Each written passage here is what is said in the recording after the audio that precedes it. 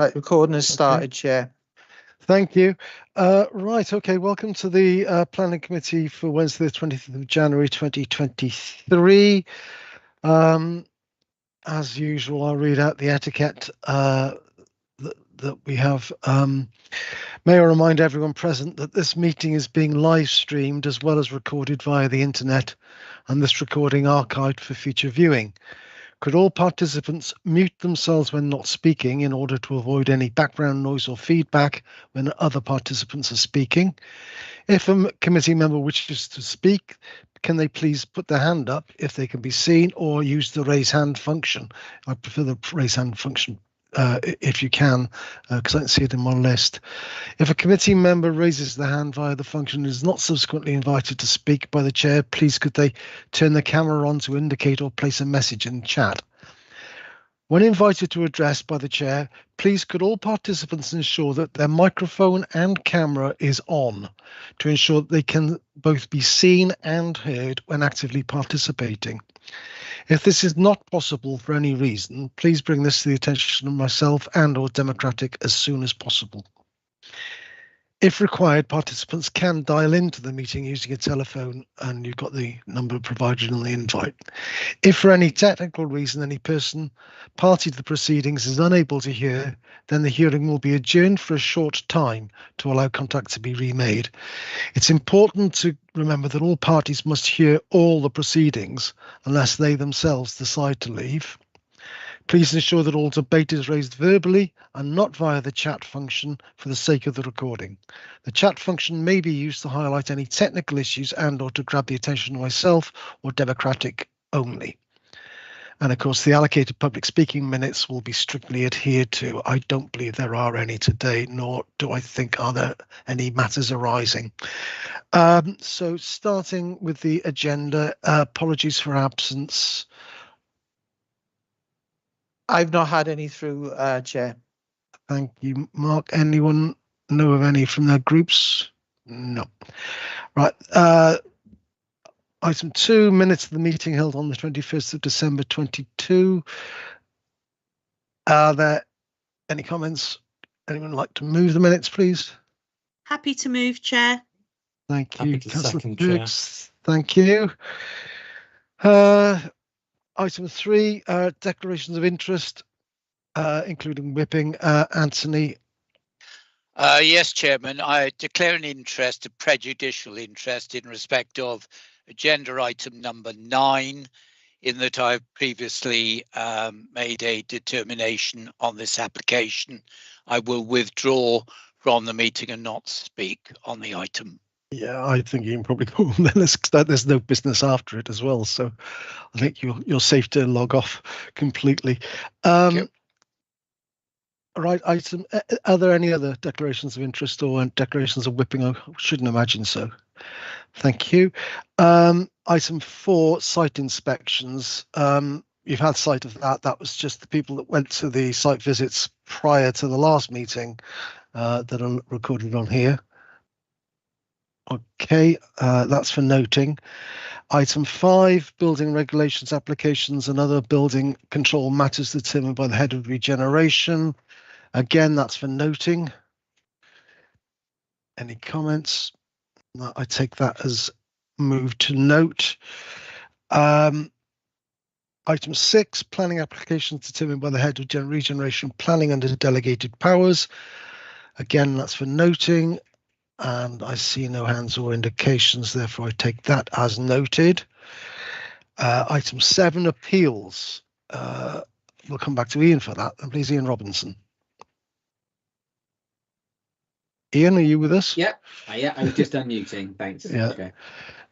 Yes, one appeal on the report. So this relates to Public House on Park Crescent in Barry, and it was the refusal of planning permission for a timber framed shelter in the beer garden. The key issue here was whether, notwithstanding the fact that there was an existing beer garden, whether the development would be likely to intensify the use of the beer garden to the extent that it would be harmful to the living conditions of properties living nearby.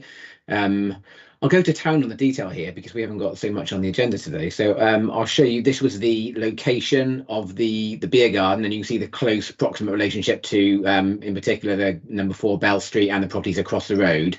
Nothing's come up, Ian. Oh, sorry, I'm not sharing my screen. There you No. go. I'm getting carried away. Thanks for letting me know that. Yeah, here's the park pub, which probably most of you know the location of. Beer garden here, really close relationship to properties on Bell Street on both sides of the road. Inspector took into account the appellant's case, which was, come on, we're already using it as a beer garden, but said it was likely to result in use of the beer garden later into the night and through greater proportions of the year as well. You can see from the plans, it's actually not a very big structure and only occupied a relatively small part of the beer garden, but that alone the inspector thought was harmful. He did refer to outdoor heaters and televisions and things, which in all likelihood probably don't need permission in their own right. So if you wanted to put those things out in the beer garden without the shelter, they could probably do that. It was just another pointer to the intended significant use of the beer garden. So the inspector agreed with us and dismissed the appeal. Thank you very much for that. I'm assuming no comments needed on that either. So we come on to item 8, trees, the delegated list. Again, this is for noting, unless anybody's got any points. I see none.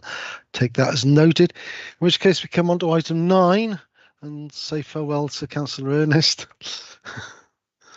and enjoy your evening. Thank you, Chairman. Thank you, everybody. Good night. In that case, I'm not sure who's presenting this, Ian, whether it's you or Steve. I think Steve dealt with it at the pre-meeting. Yeah, I'm not sure Steve's here. I'm dealing in that with case, it. in that case, fine. Great. If you'd like to just run us through the reasons why we're here, and Will do. The application relates to 96 Lavenant Road, Penarth. This application was reported to Planning Committee just before Christmas with a recommendation for approval. Members were concerned regarding the impact of the extension on the living conditions of the adjacent property number 94 Lavenant Road, and took a vote which was to refuse the application. Members will probably recall that was given back to officers to prepare a report, given that this report will go forward as the council's appeal statement. And just a quick recap of the plans. It's a 2-storey element which was much further away from the boundary, and then the principal concern was raised with the 1-storey part of the development, which you can see from the photos in the report. Would essentially adjoin the neighbour's boundary. There's a timber structure here visible at the time of the site visit, which indicated the height of the extension.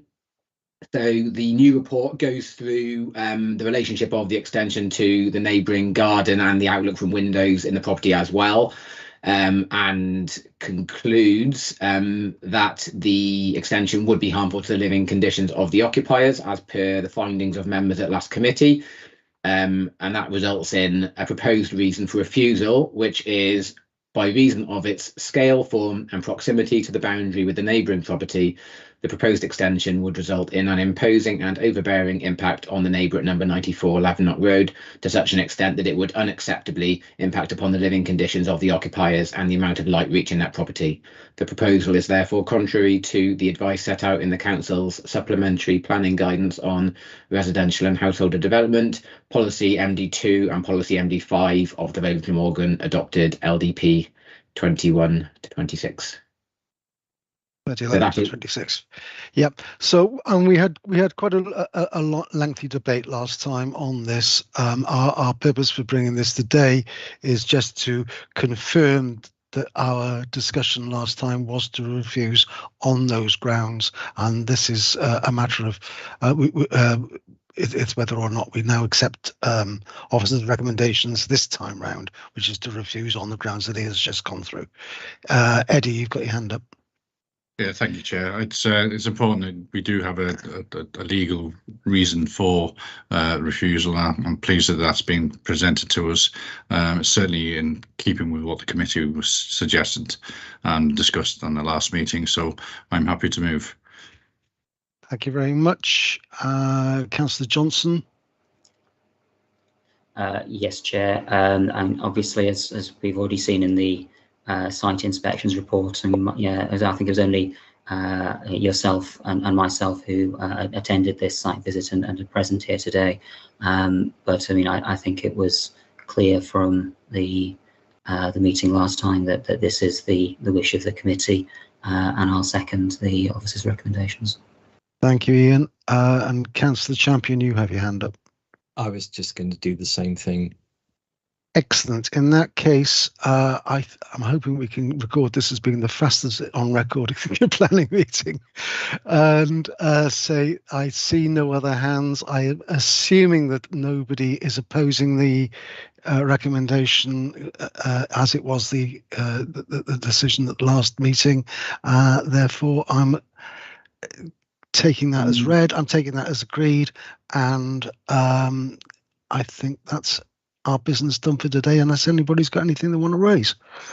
Apologies for being late, Chair. All right, but I am here. All right. You nearly blinked and missed it, Mark.